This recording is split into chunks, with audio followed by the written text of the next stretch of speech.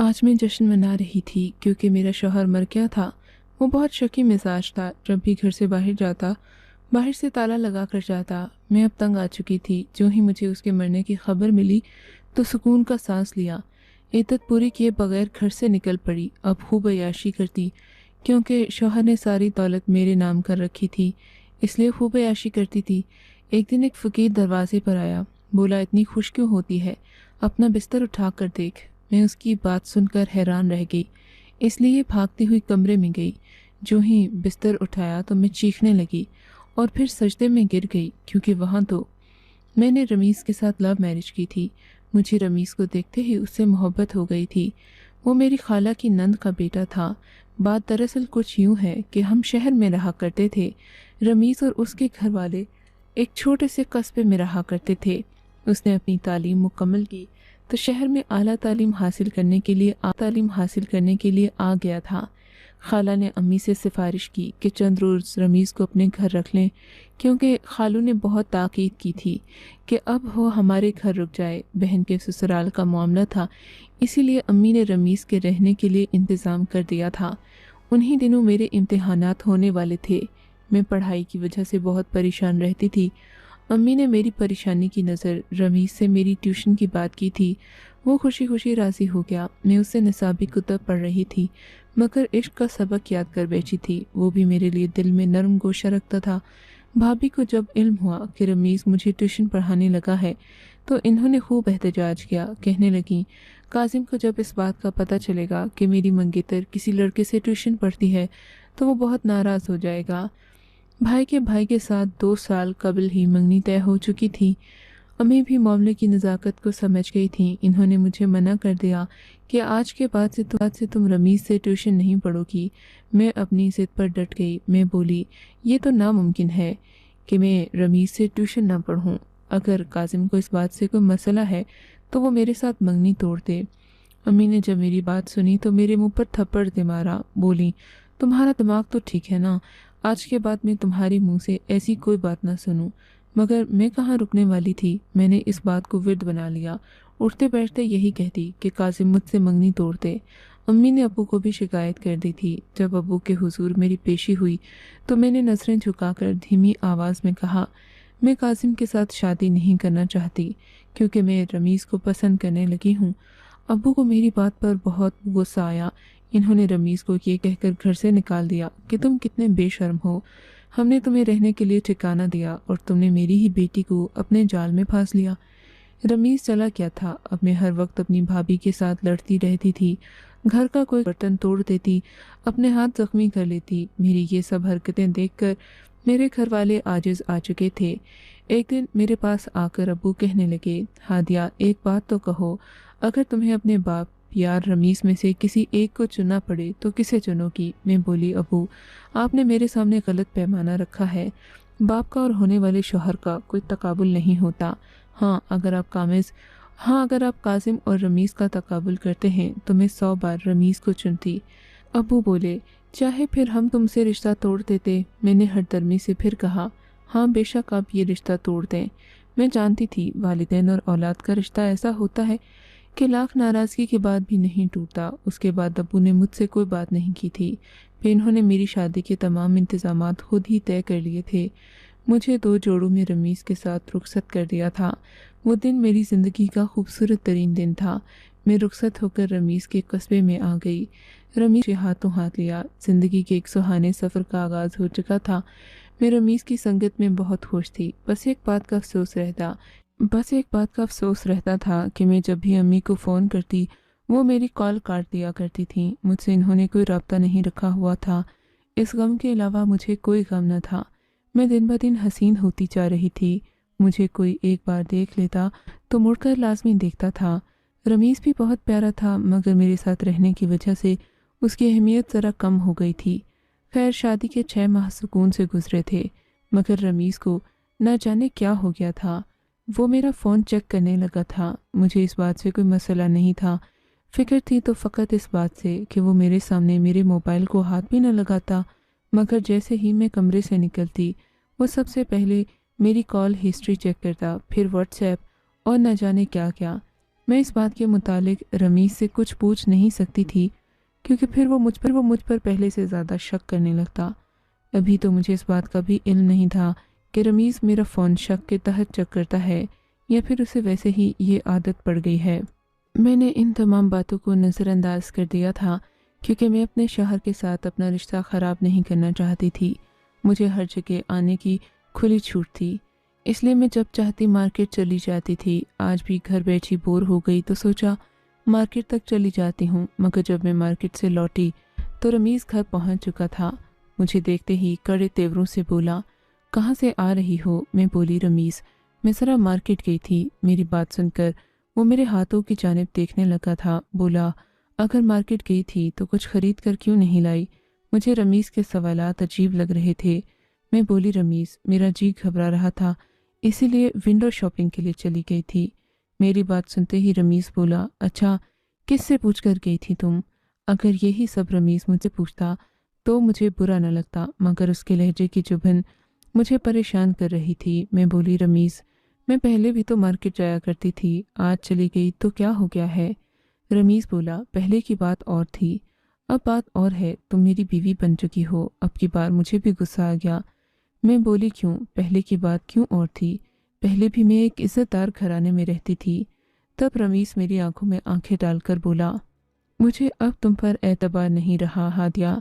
तुम मुझे जिस इज़्ज़तदार घराने की मिसाल दे रही हो, क्या तुमने उनकी लाज रखी? नहीं ना, तुमने उनका मान रखा।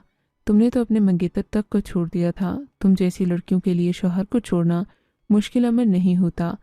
रमीज़ की बात सुनकर मेरा गुस्सा झाग की तरह बैठ गया था। मेरे अंदर दुख दर्द करवट लेने लगे। आंखों से बेतहाशा आंसू टूट कर गिर पड़े थे। मैं भागकर अपने कमरे में चली गई थी। न जाने मुझे इस बात की आस क्यों थी कि मेरा शौहर मुझसे अपने अल्फाज के लिए माजरत कर लेगा। वो कह देगा, ये अल्फाज मेरे मुंह से निकल गए थे, तुम मुझे माफ़ कर दो। मगर रमीज़ ने क्या माफ़ी मांगनी थी? उसने तो कमरे में झांकना भी पसंद नहीं किया था। उस दिन के बाद मेरा शौहर खुलकर मुझ पर शक करने लगा। ऐसे ही अयाम में मेरी सास का इंतकाल हो गया था। उनके इंतकाल के बाद तो मेरे शौहर ने मुझ पर ज़िंदगी का दायरा बहुत तंग कर दिया था। वो घर से निकलने से पहले मुझे बाहर से ताला लगा कर जाता। मैं कहीं बाहर से घूम फिर ना आऊँ। मैं रमीज़ से पूछती तो कहता, मजबूरी है। मुझे उसकी मजबूरियों की बहुत अच्छे तरीके से खबर थी। वो मुझ पर शक करता और यही उसकी सबसे बड़ी मजबूरी थी। मैं घर में तन्हा रह रहकर सिसक जाती थी। एक दिन मैं बोली, रमीज़, मुझे घर की कैद अच्छी नहीं लगती। मुझे औलाद की ज़रूरत है। मैं चाहती हूँ मेरा नन्हा सा साथी घर में आ जाए जो मुझे मसरूफ़ रखे। मेरी बात सुनकर मेरा शौहर बेचैन सा हो गया। उसने पहलू बदलना शुरू कर दिए। मैंने इसरार किया तो कहने लगा, हादिया, अभी हमारी शादी को वक्त ही कितना हुआ है, औलाद भी हो जाएगी, तुम फिक्र मत करो। मैं बोली, रमीज़, हमारी शादी को 2 साल हो चुके हैं। 2 साल बहुत ज़्यादा होते हैं। रमीज़ कहने लगा, मैं अभी औलाद चाहता ही नहीं हूँ, क्योंकि मेरी मजबूरी बहुत बड़ी है। मजबूरी का लफ्ज़ सुनकर मैं चौंक गई थी। मैं बोली, रमीज़, मैं आपकी बीवी हूँ, आप मुझसे हर बात शेयर कर सकते हैं। मुझे बताएं आपकी क्या मजबूरी है। रमीज़ बोला, नहीं बता सकता। मुझे रमीज़ का रवैया अंदर ही अंदर से खाए चला जा रहा था।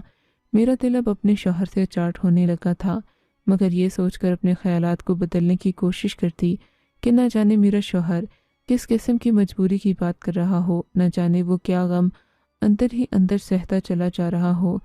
मैंने सोचा कि मैं अपने शौहर से इस बात के मुतालिक पूछ कर ही कोई फ़ैसला करूँगी। एक दिन मैं बोली, रमीज़, मैं बहुत तन्हा महसूस करती हूँ, हमें अब औलाद की प्लानिंग कर लेनी चाहिए। रमीज़ बोला, नहीं, मेरी एक मजबूरी है। उस दिन मैं फट पड़ी थी। मैं बोली, रमीज़, मुझे भी तो बताएं, आपकी ऐसी कौन सी मजबूरी है? रमीज़ बोला, हादिया, मैं तुम जैसी औरत से औलाद नहीं चाहता। रमीज़ के अल्फाज चाबुक की तरह लगे मुझे। मैं बोली, मुझ जैसी औरत से क्या मुराद है आपकी? रमीज़ बोला, तुम एक नाफरमान औलाद हो, तुम एक वादा शिकन औरत हो। तुमने मेरी खातिर अपने वालिदैन की नाफरमानी की, मेरे लिए अपनी मंगनी तोड़ दी। तुम जैसी औरत मेरी औलाद की क्या तरबियत करेगी? मैं तो रमीज़ की बातें सुनकर थर थर काँपने लगी। मैं बोली, रमीज़, इस सब में तो तुम भी शामिल थे। मोहब्बत का ये सफ़र मैंने तने तनहा तो नहीं तय किया था ना? रमीज़ बोला, लेकिन मैंने अपनी वालिदा की मर्ज़ी के साथ तुम्हें अपनाया था।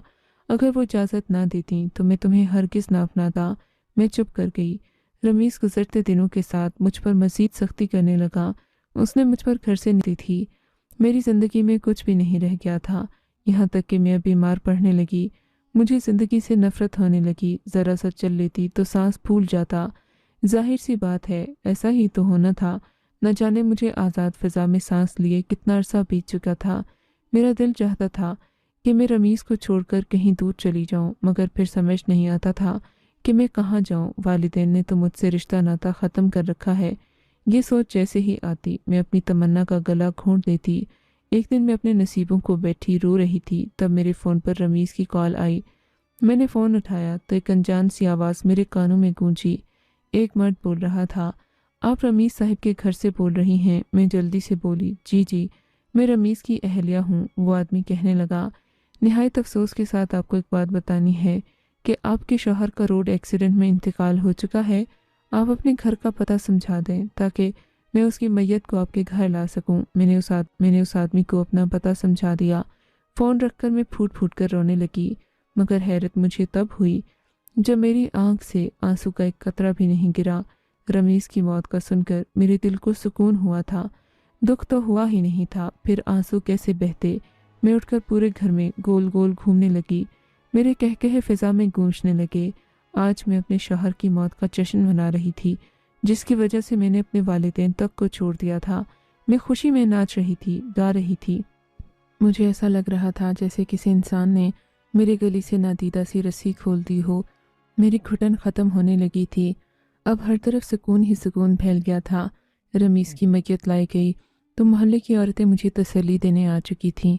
एक एक औरत मुझसे लिपट कर कहती, बेटी आज के दिन रो लो, जी खोल कर गम मना लो अपने शौहर का। आगे बहुत कठिन कठिन रास्ते हैं। उनकी बातें सुनकर भी मेरी आंख से एक आंसू भी नहीं टपका। वो एक दूसरे से कहने लगी थीं कि दुल्हन को बहुत सख्त किस्म का सदमा हुआ है, इसलिए सख्ते में आ गई है। रमीज़ ने मुझे बहुत दुख दिए थे, इसलिए मेरा रोना बनता ही नहीं था। मैंने उसकी मौत के बाद फ़कत स्वयं तक का एहतराम किया था। उसके बाद मैं घर से निकलने लगी थी, यहाँ वहाँ आने जाने लगी। रमीज़ मेरे नाम पर बहुत ज़्यादा जायदाद छोड़ गया था। औलाद तो मेरी कोई थी ही नहीं, फिर मैं ये सब चीज़ें किसके लिए जोड़ जोड़ कर रखती। मैंने वो तमाम जायदाद खुद पर खर्च करने का फ़ैसला कर लिया था। अब मैं थी और मेरी आवारागर्दी थी। मैं शराफत के दायरे में रहते हुए अपने दिल की हर ख्वाहिश पूरी करती थी। अब तो मोहल्ले वाली मेरी किरदारकशी करने लगे। सभी यही कहते कि हादिया ने तो अपने शौहर की कब्र की मिट्टी भी खुश नहीं होने दी। अब लोग कहाँ वाकिफ़ थे इस बात से कि मेरा शौहर मुझे खुद से मोहब्बत करने के ताने दिया करता था। वो बार बार मुझे इस बात की याद दहानी करवाता था कि मैंने उसकी वजह से अपने वालिदैन को नाराज़ किया है तो किसी और वजह से अपने शौहर को नाराज़। खैर, मैंने रमीज़ की बातों को और यादों को बहुत पीछे छोड़ दिया था। मैं अपनी ज़िंदगी से भरपूर लुत्फ़ ले रही थी। मैंने अमीर अमीर लड़कियों से दोस्ती करना शुरू कर दी। वो मुझे अपनी पार्टीज़ में बुलाया करती। मैं उनके रंग में रंगने लगी थी। एक दिन मेरी दोस्त इफ़त ने मुझे पार्टी पर मदऊ किया था। मैं खुशी खुशी चली गई। वहाँ मेरी मुलाकात मेरे मंगेतर से हुई थी। काजिम बहुत बदल गया था, उस पर बहुत ज़्यादा रूप आ चुका था। उसने मुझे देखा तो मेरी तरफ खरामा खरामा चलता हुआ आया। वो मेरे पास आकर रुक गया और कहने लगा, हादिया, तुम्हारे शौहर के इंतकाल का बहुत दुख हुआ। मैं मुस्कुरा कर बोली, इन रस्मी बातों की ज़रूरत नहीं है। सीधी तरह ये क्यों नहीं कह देते कि हादिया, तुम्हारे उजड़ने पर दिली खुशी हुई है। काजिम ने नफ़ी में सर हिलाया, कहने लगा, मैं इतना भी गया गुजरा इंसान नहीं हूँ कि किसी इंसान के मरने की खबर पर खुशी मनाता फिरूं। मैं मुस्कुरा कर बोली, तो क्या मैं गिरी हुई इंसान हूँ जिसने अपने शौहर की मौत की बेइंतहा खुशी मनाई थी? वो हैरत से मेरी तरफ देखने लगा। मैं बोली, मेरे शौहर ने मेरी ज़िंदगी अजीरन बना रखी थी, इसलिए मैं उसके इंतकाल पर खुश हुई हूँ। वो चुपचाप मेरी तरफ देखता रहा, फिर आगे बढ़ गया। रात काफ़ी हो चुकी थी, इसीलिए मैं अपने घर चली गई। रात भर में बहुत ज़्यादा डिस्टर्ब रही। अगली सुबह मेरी आँख खुली, किसी के दरवाज़ा पीटने की आवाज़ सुनकर खुली। मैंने दरवाज़ा खोल दिया। सामने एक फ़कीर खड़ा था। मैं बोली, तुम यहीं पर रहो, मैं तुम्हारे लिए कुछ ले कर आती हूँ। मैं जाने लगी तो उस फ़कीर ने मुझे मुखातिब किया और बोला, हादिया रुको, मेरी बात सुनो। अपने शौहर के मरने की खुशी मना रही हो ना? उसकी असलियत जानने के लिए अपने बेड का गद्दा उठाकर देखना। मैं हैरान रह गई। फिर वो फ़कीर भीख लिए बिना ही चला गया। मेरा दिल ज़ोर ज़ोर से धड़कने लगा। न जाने गद्दे के नीचे से क्या निकलना था। میں جلدی سے بھاگ کر اپنے کمرے کی طرف بڑھ گئی تھی۔ میرے ہاتھ کانپ رہے تھے۔ میں نے جلدی سے گدا اٹھایا تو جیسے ہی نیچے نظر پڑی یہ دیکھ کر چیخ پڑی، کیونکہ وہاں تو میری ہی یہ ان دنوں کی بات ہے جب میں نے جوانی کی دہلیز پر قدم رکھا تھا۔ دنیا بہت پیاری سی لگنے لگی تھی۔ ان دنوں رمیز ہمارے گھر آیا جب اسے ابو نے گھر سے نکال دیا۔ اس کے جانے کا میں نے صدمہ اپنے دل سے لگا لیا۔ اب میں ہر عورت بیمار رہنے لگی تھی۔ میرے پیٹ میں ہر وقت درد رہنے لگا۔ چونکہ میں ان دنوں گھر والوں سے ناراض تھی، اسی لیے کسی سے نہ بولی کہ مجھے اسپتال لے چلیں۔ پھر میری شادی رمیز کے ساتھ ہو چکی تھی۔ میں بالکل ٹھیک ٹھاک ہو چکی تھی۔ میں اور رمیز نے چند ماہ بہت سکون اور محبت سے گزارے۔ پھر ایک دن میری طبیعت خراب ہوئی اور میری کایا ہی پلٹ گئی۔ میرا شوہر مجھ سے دور ہو گیا۔ ہم دونوں میں اکثر لڑائی رہنے لگی۔ مجھے علم نہیں تھا کہ یہ سب کچھ کیوں ہو رہا ہے۔ میں شاید ساری زندگی اس بات سے بے خبر رہتی تھی، جو آج ایک فقیر کی وجہ سے مجھے پتہ چل گئی۔ دراصل جب میں نے بیڈ سے گدا اٹھایا تو نیچے میری ہی ڈاکٹر رپورٹ رکھی تھی۔ اس رپورٹ میں صاف دیکھا جا سکتا تھا کہ میرے دونوں گردوں میں پتھریاں تھیں۔ ایک گردے نے تو کام کرنا دیا تھا، ساتھ ہی ساتھ رمیز کی بھی رپورٹ پڑی تھی۔ اس لیے یہ صاف لکھا تھا کہ میرے شوہر رمیز نے مجھے اپنا گردہ ڈونیٹ کر دیا ہے۔ میں سجدے میں گر پڑی، آنکھوں سے آنسو بہہ رہے تھے۔ جانے قسمت کو کیا منظور تھا۔ میں نے وہاں سے ایک ڈائری بھی اٹھا لی۔ اس میں رمیز نے اپنا حال دل بیان کیا ہوا تھا۔ رمیز کے شروع کے چند صفحات پر یہ لکھا ہوا تھا کہ وہ مجھ سے بے شمار محبت کرتا ہے، میرے بنا رہ بھی نہیں سکتا۔ اس کے اگلے صفحے مایوسی لیے ہوئے تھے۔ ان میں لکھا تھا کہ ہادیہ کی اچانک طبیعت خراب ہو گئی۔ پتہ چلا اس کے دونوں ہی گردے ڈیمیج ہو چکے ہیں۔ یہ خبر مجھ پر پہاڑ بن کر ٹوٹی ہے۔ میں نے یہ سب باتیں ہادیہ سے چھپا لی ہیں، کیونکہ یہ میں نہیں چاہتا کہ وہ جیتے جی مر جائے۔ اب میں اسے اپنے گھر میں ہی رکھتا ہوں، کہیں آنے جانے نہیں دیتا۔ ہادیہ جب مجھ سے سوال پوچھتی ہے تو میرے پاس کوئی جواب نہیں ہوتا، اس لیے اس پر الزامات کی بوچھاڑ کر دیتا ہوں۔ وہ الزامات سن کر سہم جاتی ہے۔ اب کچھ دنوں سے میری بیوی نے اولاد کی ضد لگا رکھی ہے، مگر ڈاکٹر کر دیا ہے۔ ڈاکٹرز نے مجھے ہادیہ کے لیے جو ادویات دی ہیں میں انہیں پیس کر اس کے کھانے میں مکس کر دیتا ہوں۔ میں اپنی پیاری بیوی کو اس کی بیماری کے متعلق یہ سب بتا کر اس کی زندگی جیرن نہیں بنا سکتا۔ میں نے ڈاکٹر سے مشورہ کیا ہے۔ وہ بولے ہیں کہ ہادیہ کی صحت یابی کا صرف ایک ہی حل ہے، اور وہ ہے کڈنی ٹرانسپلانٹ۔ میں نے اپنی کڈنی چیک کرائی تو وہ اس کے گردے سے میچ کر گئی ہے۔ میں تو مرد ہوں، ایک گردے کے ساتھ بھی زندہ رہ سکتا ہوں، جبکہ ہادیہ نے تو ابھی اولاد بھی پیدا کرنی ہے۔ کل میں جا کر فلاں ہسپتال میں اپنی کڈنی دے آؤں گا، پھر آہستہ آہستہ میں ہادیہ کو بھی ذہنی طور پر تیار کر دوں گا۔ اس کے آگے میرے شوہر کی ڈائری ختم ہو چکی تھی۔ میں نے جلدی سے اس ہاسپٹل کا نمبر ملایا جس کے متعلق رمیز نے اپنی ڈائری میں لکھا تھا۔ میں نے پتہ کرایا تو ڈاکٹرز نے بتایا وہاں رمیز صاحب کڈنی جمع کروا کر جا چکے ہیں۔ میں پھوٹ پھوٹ کر رونے لگی۔ رمیز میرے لیے اپنا گردہ اسی دن نکلوا کر آیا تھا جس دن اس کا ایکسیڈنٹ میں انتقال ہو گیا تھا۔ میں نے تو اس کے مرنے کی خوشی، جبکہ میرے لیے تو وہ ہر حد پار کر گیا تھا۔ آج تک اس نے جو کچھ بھی کیا میری بہتری کے لیے کیا۔ شاید اس کا طریقہ غلط تھا، لیکن وہ ہرگز غلط نہیں تھا۔ میں نے رمیز کا وہ گردہ لگوا لیا تھا۔ اب میرے اندر رمیز جیتا ہے۔ میرے والدین کو جب میرے متعلق علم ہوا تو مجھ سے ملنے کے لیے دوڑے چلے آئے۔ اب وہ مجھے اپنے ساتھ گھر لے گئے۔ انہوں نے مجھ سے پوچھ کر میری شادی کاظم کے ساتھ کر دی۔ وہ ایک اچھا اور سلجھا ہوا انسان ہے۔ اس نے مجھے آج تک میرے ماضی کے متعلق کوئی طعنہ نہیں دیا۔ میں اپنی زندگی میں آنے والے 2 بہترین مردوں کی شکر گزار ہوں۔ ایک نے میری جان بچائی اور دوسرے نے مجھے جینے کا سہارا دیا۔